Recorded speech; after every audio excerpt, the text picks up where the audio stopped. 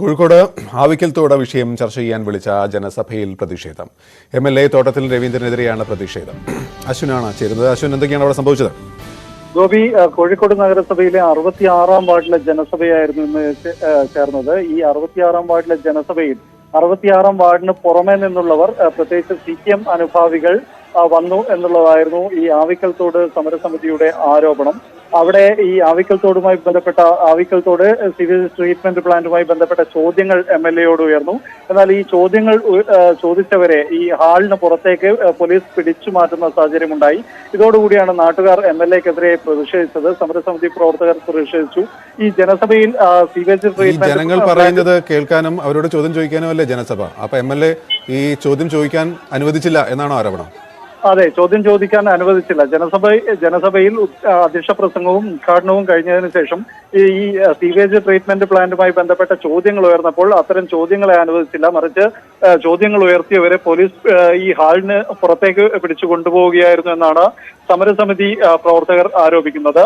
മാത്രമല്ല, ഈ 66-ാം വാർഡിന് വേണ്ടി വിളിച്ച ജനസഭയിൽ 72, 58 തുടങ്ങിയ വാർഡുകളിൽ നിന്നൊക്കെയുള്ള CPM പ്രവർത്തകർ കൂടി പങ്കെടുത്തു. കാരണം ഈ സീവേജ് ട്രീറ്റ്മെന്റ് പ്ലാന്റിനെതിരെ പ്രതിഷേധമുയരാതിരിക്കാൻ ഈ പ്ലാന്റിനെ അനുകൂലിക്കുന്ന CPM പ്രവർത്തകരെ കൂടി ഈ ഹാളിനകത്തേക്ക് കൊണ്ടുവന്നു എന്നൊരു ആരോപണവും സമരസമിതി പ്രവർത്തകർ ഉയർത്തുന്നുണ്ട്.